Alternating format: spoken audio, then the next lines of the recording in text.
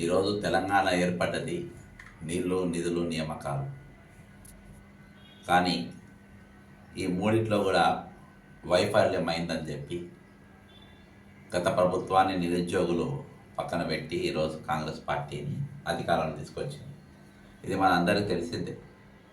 కానీ దురదృష్టం ఏంటంటే కొన్ని నోటిఫికేషన్లు వచ్చినాయి, కానీ వాళ్ళు జాబ్ చేయలేకపోతున్నారు. అందులో నేను ఎన్నికల ప్రచారంలో వరంగల్, నల్గొండ, ఖమ్మం ఎన్నికలు ప్రచారం చేసుకుంటూ ఈరోజు నేను పాలవంచకు రావడం జరిగింది. కొంతమంది నిరుద్యోగులు ఎవరైతే ఉద్యోగాలు పొందినారో వాళ్ళు మేము ఉద్యోగం చేయలేకపోతున్నాం, మాకు కాల్ లెటర్స్ రాలేదు.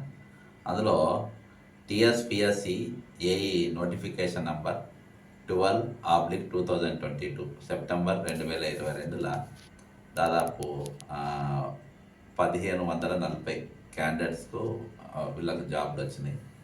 అందులో వాళ్ళు ఎదుర్కొన్న ముఖ్యమైన కొన్ని సమస్యలు, గత ప్రభుత్వం పేపర్ లీకేజ్ వలన 2 సార్లు ఎగ్జామ్స్ 2 టైమ్స్ రాసిండ్రు. తర్వాత మెరిట్ లిస్ట్ కోసం 3 నెలలు టీఎస్పిఎస్ చుట్టూ వాళ్ళు తిరగడం జరిగింది.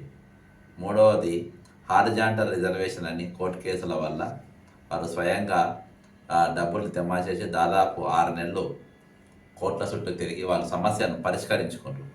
దాని తర్వాత సర్టిఫికేట్ వెరిఫికేషను, ఇవన్నీ కూడా దానికోసం గడప గడపకు దొరికిండ్రు. లాస్ట్కు వీళ్ళు ధర్నా చేసిండ్రు, ఇందిరా పార్క్ దగ్గర వీళ్ళు నిరసన చేసిండ్రు.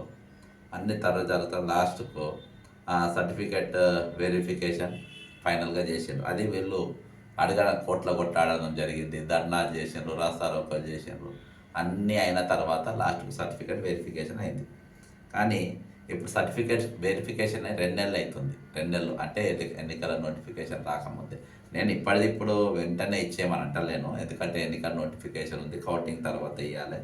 అది నాకు చెప్పిన విద్యార్థులకు, నిరుద్యోగులకు కూడా వాళ్ళు తెలుసు. కాకపోతే మేము ముఖ్యమంత్రిగా ప్రభుత్వ దృష్టికి తీసుకొని పోతే తొందరగా అవుతుందనే ఒక ఉద్దేశం. ఎందుకంటే అన్ని ప్రాసెస్ అయినాయి, జస్ట్ వాళ్ళకి అపాయింట్మెంట్ లెటర్స్ ఇవ్వాలి. అదే కాబట్టి అన్నీ ఇలా దాదాపు యూపీఎస్సి ఎలక్షన్స్ కోడ్. ఇంకోటి ముఖ్యంగా వీళ్ళు చెప్పింది ఏంటంటే సర్టిఫికేట్ వెరిఫికేషన్ జరిగే 2 నెలలు కావస్తున్నాయి కాబట్టి రాజ్యాంగ బద్ధ సంస్థ అయినప్పటికీ ఎలక్షన్ కోడ్ వర్తించదని చెప్తున్నారు వీళ్ళు. యూపీఎస్సి మరియు వివిధ రాష్ట్రాల పిఎస్సీలు తుది ఫలితాలు విడుదల చేస్తున్నాయి. తుది ఫలితాలు మరియు అపాయింట్మెంట్ ఆర్డర్స్ ఇవ్వడానికి వెనుకడుగు వేస్తున్నారు. కాబట్టి దీనికి ఎలక్షన్ కోడ్ వర్తించదు. కాబట్టి మీరు దీన్ని ఇవ్వచ్చు ముఖ్యమంత్రి గారు. కాబట్టి మీరు వీళ్ళకి వెంటనే దాదాపు ఇప్పుడు మనం ఆల్రెడీ ముఖ్యమంత్రి గారు 30,000 నౌకలు ఆల్రెడీ ఇచ్చేసినామని చెప్పుకుంటున్నారు. అందులో ఈ 1524 నౌకలు కూడా ఉన్నాయి కావచ్చు.